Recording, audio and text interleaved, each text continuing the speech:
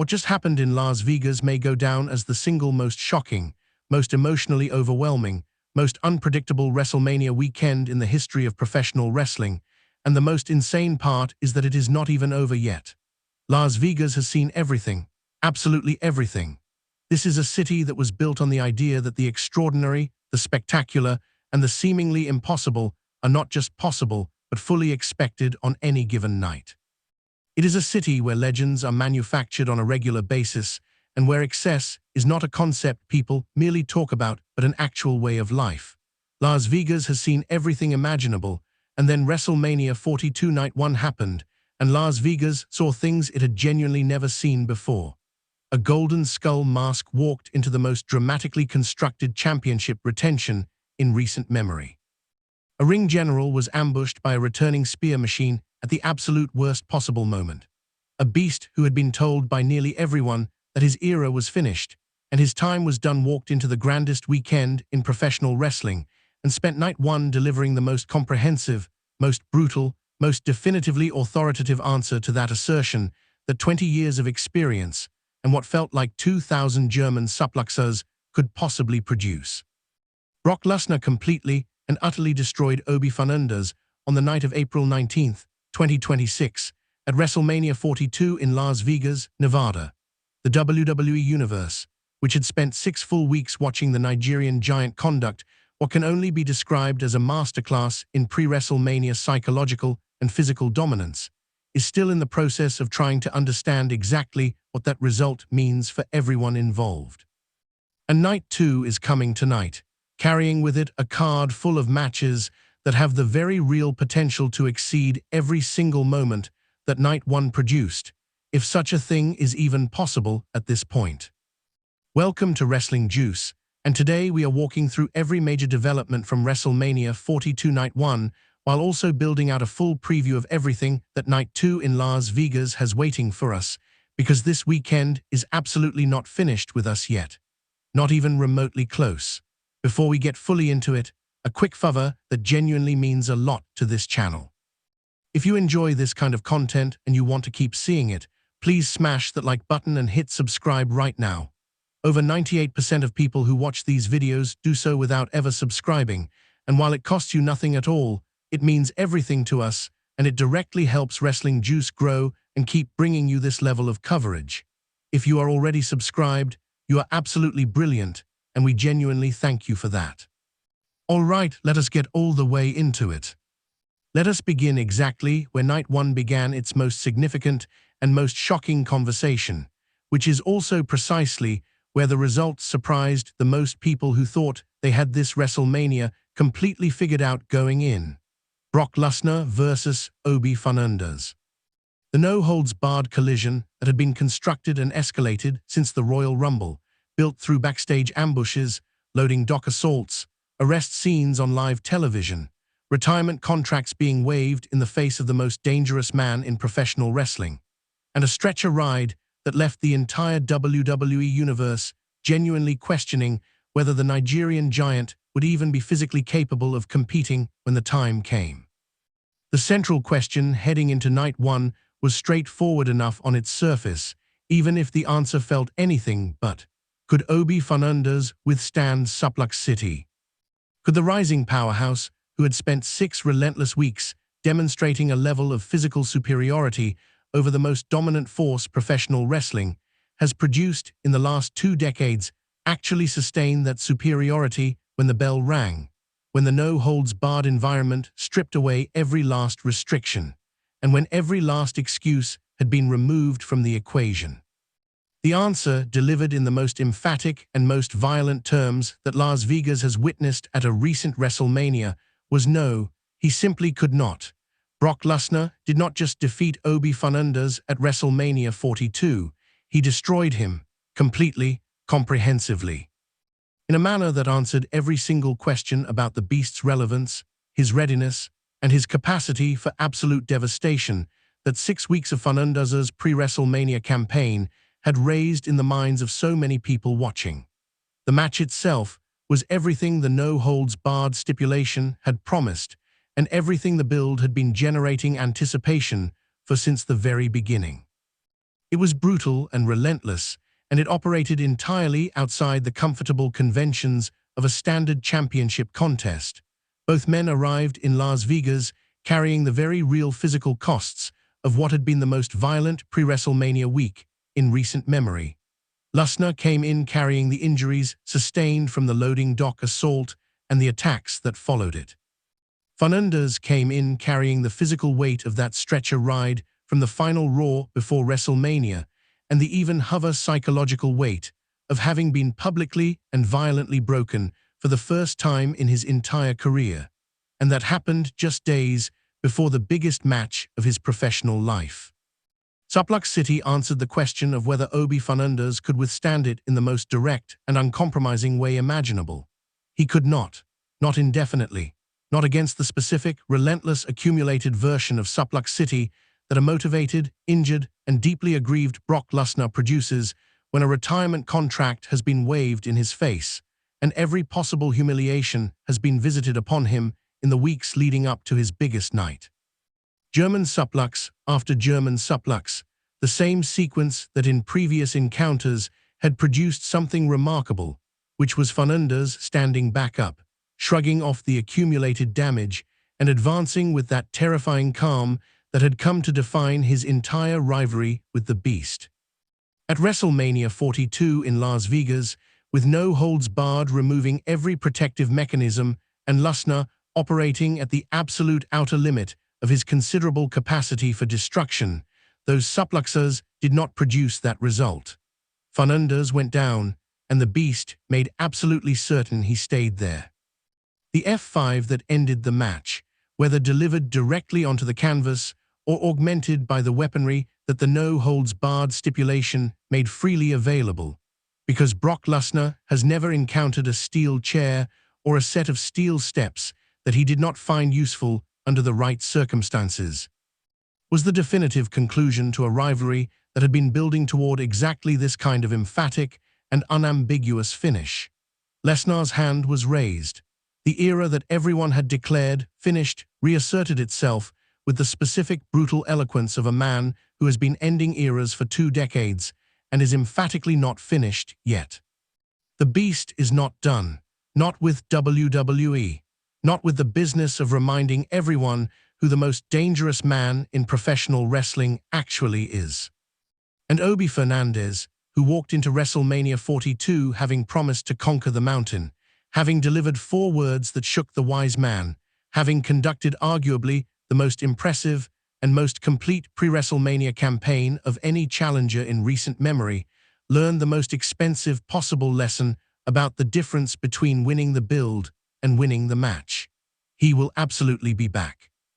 Everything about his talent, his physical gifts, his mental fortitude, and his competitive intelligence suggests that this loss, as devastating and as public as it was, represents a chapter in his story rather than the conclusion of it. But tonight, on night 1 of WrestleMania 42 in Las Vegas, this night belongs to Brock Lesnar.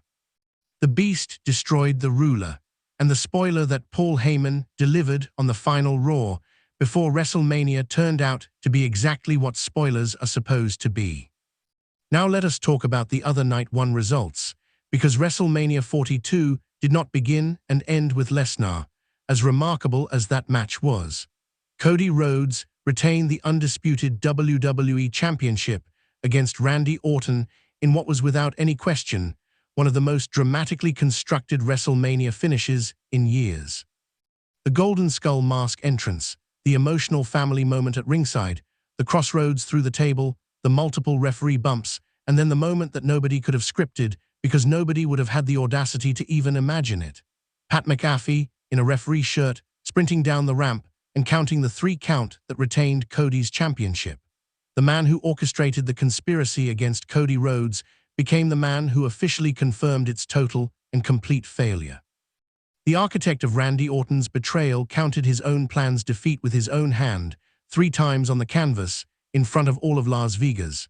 The irony of it is so complete, so perfectly circular, and so comprehensively satisfying as a narrative resolution that it almost defies description.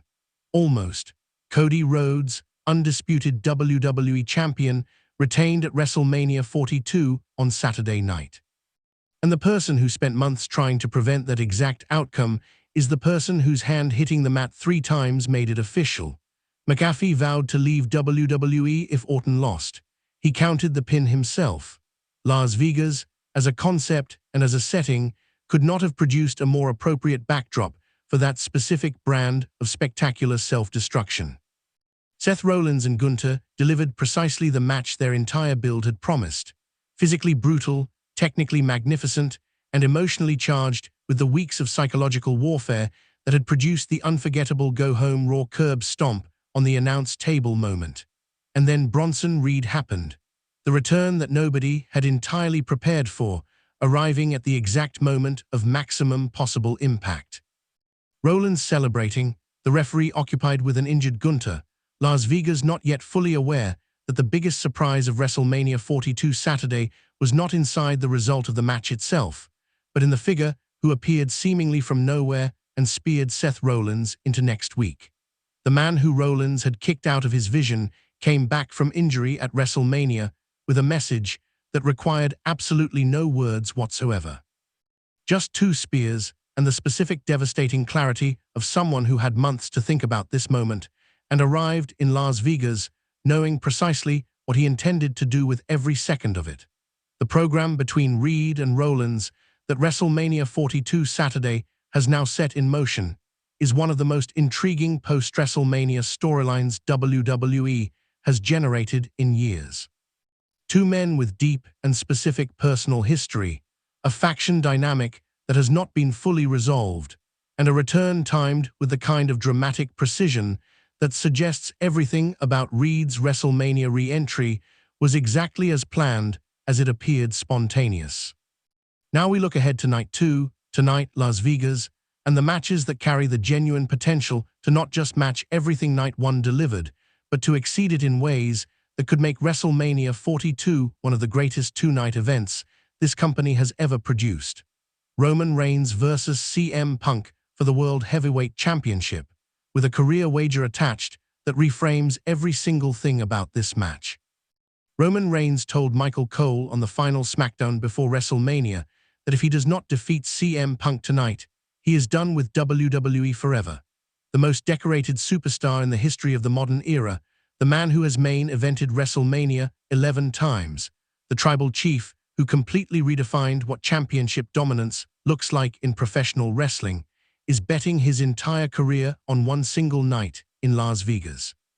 CM Punk, for his part, arrives at Night 2, carrying everything he admitted to Cody Rhodes on SmackDown, the jealousy, the 434 days versus the 1300 plus, the WrestleMania main events he never got, the raw and honest truth about his feelings toward Roman Reigns that he delivered to the entire world rather than hiding behind competitive posturing.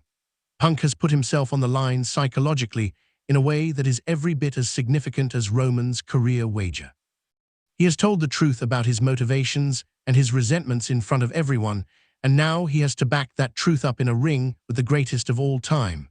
Both men arrive at Night 2 with everything on the line.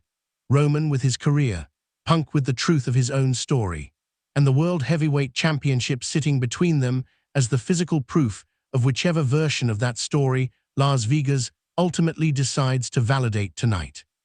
Jacob Fatu and Drew McIntyre are also on that card, and the final warning was already issued on the last SmackDown.